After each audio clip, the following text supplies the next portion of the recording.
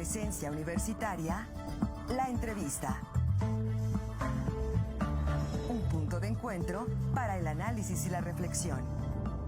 Continuamos con más, vamos con otra entrevista. Le agradecemos que nos acompañe en esta mañana el doctor Víctor Antonio Ángeles Arias. Él es abogado, doctor en Derecho. Le damos la bienvenida, doctor. ¿Cómo está? Muy buenos días. ¿Qué tal? Buenos días. Muy bien y muchas gracias por invitarme. Justamente para platicar del tema de la prisión preventiva oficiosa, porque ya hubo una publicación en el Diario Oficial de la Federación de una reforma sobre este tema que ha preocupado incluso a algunos organismos internacionales, como la misma Organización de las Naciones Unidas en su sede aquí en México, y justamente platicar de esto. Primero, bueno, que nos explique qué es esto de la prisión preventiva oficiosa, doctor. Sí, mira, cuando uno tiene un conflicto en materia penal, hay varias formas en acudir a un proceso. Sabemos que todos tenemos derecho a defendernos y hasta en tanto se acredite alguna acusación, pues tendríamos una consecuencia jurídica. Dentro de este universo de conflictos es necesario prever algunos riesgos que pudiese generar algún sujeto frente a la sociedad, frente a la investigación o frente a las propias víctimas. Para eso se tendrían que justificar los riesgos para imponer algo que se llaman medidas cautelares. La más restrictiva es tenerte en prisión en lo que resuelves tu problema. El tema aquí es que la prisión preventiva oficiosa no le exige ni a la Fiscalía ni a los juzgadores evaluar el riesgo que tienes como persona. Simple y sencillamente, por el hecho de que se te investigue por un delito de los contenidos en el catálogo del artículo 19 constitucional, te tienes que quedar en prisión. Así seas una persona que no tiene riesgo o una persona con alto riesgo. De ahí que devengan resoluciones de la Corte Interamericana en las cuales ya ha sancionado al Estado mexicano y lejos el Estado mexicano de regular para equilibrar esta necesidad de que no se tenga que tener prisión preventiva oficiosa, pues vemos que está haciendo lo contrario. Un ejemplo de prisión preventiva oficiosa sería, no sé, todos aquellos que sean de determinada colonia, como que son muy agresivos. Entonces, si alguno de ustedes tiene un problema, no vamos a ver quién es, se va a quedar en prisión. Entonces, es un tanto autoritario y es a todas luces violatorio de derechos humanos y fundamentales el que por el solo hecho de que se te investigue sin ver las características de riesgo que tienes, te dejen en prisión. Para causar justamente que haya personas que estén en prisión de manera indebida. Sí. Es una serie de problemas lo que genera. Porque primero, todos los que se sometan a un proceso y que queden en prisión, se va a presionar para que, aunque sean inocentes, acepten una culpabilidad con tal de salir lo más pronto posible. Se saturan las prisiones, empezamos a tener prisiones que no tienen las características de espacios suficientes para tanta gente que va a prisión, y eso no garantiza que disminuya la impunidad o que realmente las personas que generen un riesgo o las que de veras deben de estar en prisión, estén en prisión. Simple y sencillamente genera populismo, genera como una nota de miren, estamos haciendo algo, cuando realmente no se está haciendo nada por la impunidad. Ahora hubo una reforma. ¿Qué es lo que dice esta reforma publicada recientemente? Sí, mira, en este contexto tenemos un doble discurso en México, desde el gobierno federal como en la legislatura. Tenemos un doble discurso porque primero decimos que somos humanistas, que protegemos derechos humanos, que tenemos un artículo primero constitucional que reconoce que tenemos derechos y que da un método y una estrategia para que todas las autoridades protejan los derechos. Ahora, este segundo discurso del 19 constitucional indica que prohíbe cualquier interpretación de la norma y obliga a las autoridades a imponer prisión preventiva dentro de un catálogo de delitos. No van a poder verificar si es una persona que representa un riesgo o no. A fuerzas lo van a tener que imponer. Y es doble discurso porque no tiene ni 2 años que acabamos de ser sancionados y que permeó una sanción, el caso Rodríguez García, el caso Sonpaxtle contra México, donde ya han dicho, México, la prisión preventiva viola derechos humanos, la oficiosa viola derechos humanos, viola la Convención Interamericana de Derechos Humanos y está mal. Lo que tienes que hacer es ponerte a verificar que tus procesos de investigación, dígase, tus fiscalías y tus policías, hagan bien su trabajo para evitar impunidad. Entonces, se toma esto, permea en la jurisprudencia para los casos específicos, en la interpretación del 19 constitucional, y ahora con esta reforma estamos diciendo que siempre no nos importan los derechos humanos, que siempre no nos importa si hay alguna situación de malentendido con una persona. El hecho de que lo investiguen por un delito de este catálogo implica que esté en prisión. Es una reforma que va en sentido contrario a lo que se debería de proponer en México, entonces. Sí, es una reforma populista, es un derecho simbólico el que nos está permeando. ¿Qué es esto de populista? Te dice, estamos haciendo algo en contra de la impunidad, como esta reforma, cuando realmente lo único que están haciendo es dar una imagen de lo que no se está haciendo. ¿Qué es lo que se tendría que hacer? Reformar las fiscalías, verificar los procesos de investigación, y con estos procesos de investigación y con la información suficiente podríamos decidir en el caso específico para una persona si es necesario que esté en prisión o si no es necesario, y no en una generalidad, que es inclusive discriminatorio. ¿Qué se puede hacer ante esta reforma ya publicada? Pues entiendo la apreciación errónea que tienen el legislativo en publicar esto. Inclusive veo que se mueve más por temas políticos que por temas jurídicos. Tendríamos que esperar la forma en la que los tribunales lo adoptan, porque aunque textualmente dice que queda prohibido interpretar la restricción de prisión preventiva oficiosa, se contraviene con el propio artículo 1 constitucional, que nos da un marco hermenéutico de interpretación para maximizar la protección de derechos fundamentales. Entonces, no es la Constitución en su reforma contra la Convención de Derechos Humanos o contra alguna otra norma.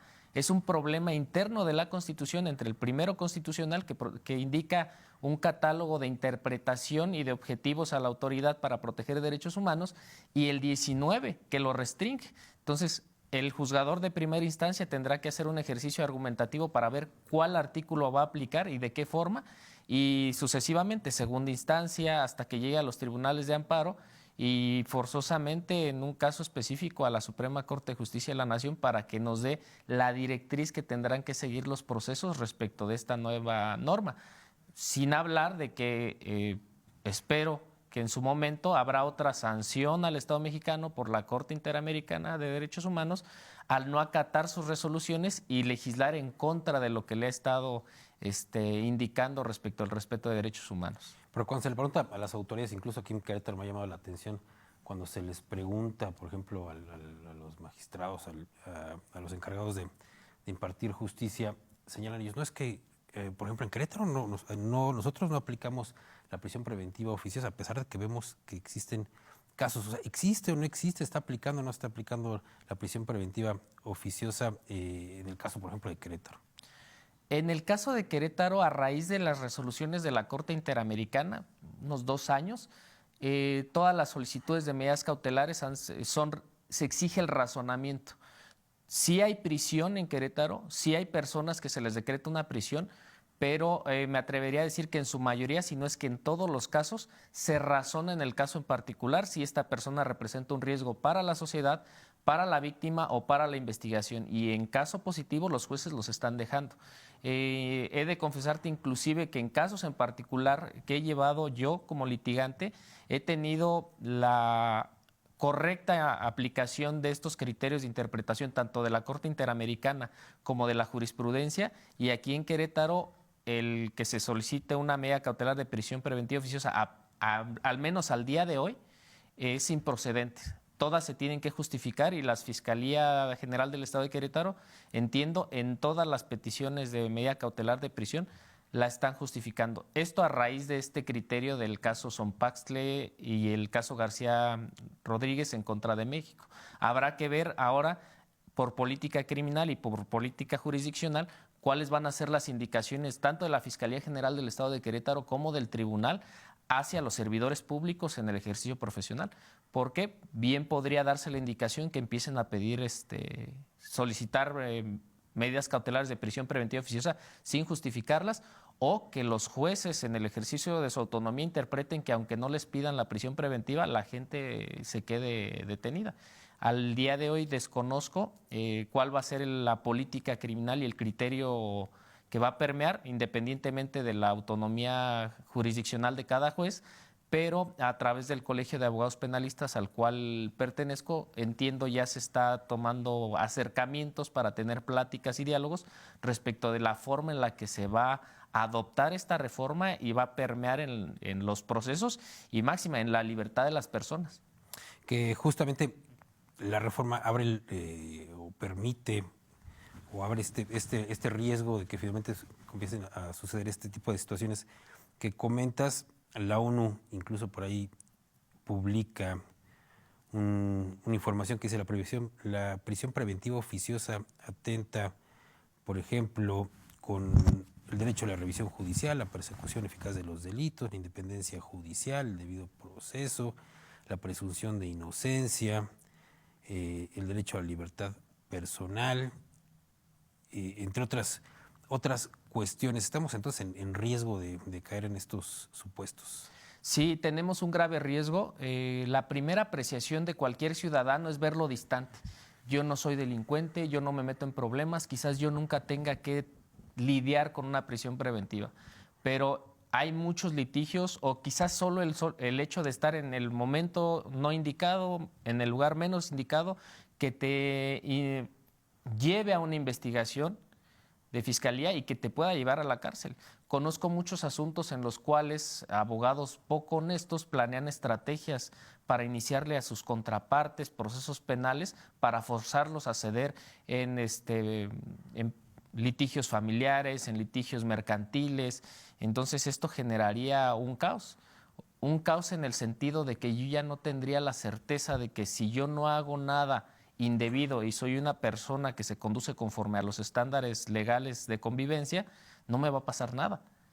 Una de estas situaciones nos podría dejar o a mí, o a mi tío, o a mi papá, o a mi hermano en prisión preventiva, y estoy seguro que nadie quiere estar ni siquiera un día en prisión en un centro penitenciario. Y que incluso en cuestiones políticas ha sucedido en cuántas ocasiones, en cuestiones de opositores a las administraciones, en cuántas ocasiones ha sucedido pues que termines involucrado en algún proceso, a lo mejor también de forma indebida, y esto podría abrir la puerta a que alguien, pues algún opositor también corría el riesgo de sufrir una de estas situaciones. Sí, claro, te reitero, es una forma de hacer presión, es una forma de atacar el cuerpo. Siguiendo a Michel Foucault en Vigilar y Castigar, estamos sancionando, castigando el cuerpo para hacer presión. ¿Qué más prefieres? ¿Algún derecho, alguna ideología, algún proyecto, ya sea político, social, o tu libertad?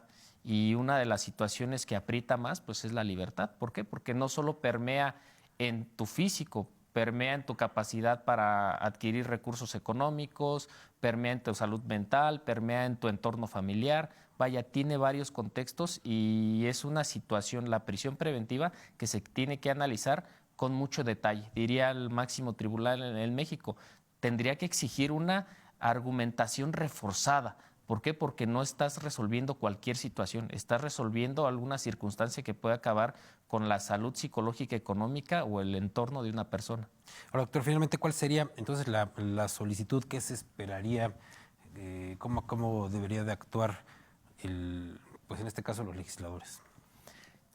Tendrían que tener un ejercicio de investigación respecto de las circunstancias sociales reales, los problemas que hay, para el momento de crear la norma, crear una norma que sea eficaz, que sea un instrumento que ayude al Poder Judicial, a las fiscalías en sus investigaciones, a cumplir esta necesidad y exigencia de justicia que hay, este esclarecimiento de los hechos. No obstante, lo que se aprecia es que las miras políticas o el discurso que dan a la sociedad no es un discurso de justicia ni de impunidad, es un discurso simple y sencillamente del ejercicio del poder, y no están viendo una solución adecuada ni le están dando herramientas adecuadas a los juzgadores ni a los ministerios públicos y fiscales para que hagan su trabajo. Simple y sencillamente están complicándolo y están yendo por una solución aparentemente fácil que trae más consecuencias que soluciones. ¿Qué medidas podrían ustedes tomar como abogados respecto a este tema? En general, lo que se hace pues, a través del Colegio de Abogados Penalistas, tener acercamiento con los poderes para verificar la forma en la que que va a permear en el ejercicio profesional y en el día a día solicitar un ejercicio de interpretación, siguiendo las reglas de la Suprema Corte de Justicia de la Nación, en los casos específicos, en audiencia tras audiencia, solicitar que al momento de que se emita una resolución que implique la imposición de una medida cautelar, se haga una interpretación tanto del primero constitucional frente al 19 constitucional para que se refuercen los argumentos y solo se quede en prisión aquella persona que realmente genere un riesgo y así evitar que que haya resoluciones arbitrarias, que simple y sencillamente por ser de un catálogo de delitos se queden. Hacer impugnaciones, debatirlo, no quedarnos con el ya lo dijeron, ya lo plantearon en la Constitución, ya no hay nada que hacer. Hay que hacer ruido con esto. Muchas gracias, doctor, por estar con nosotros. Le agradecemos al doctor en Derecho Víctor Antonio Ángeles Arias por estar con nosotros en esta mañana. Gracias. Gracias. Excelente día. Continuamos con más.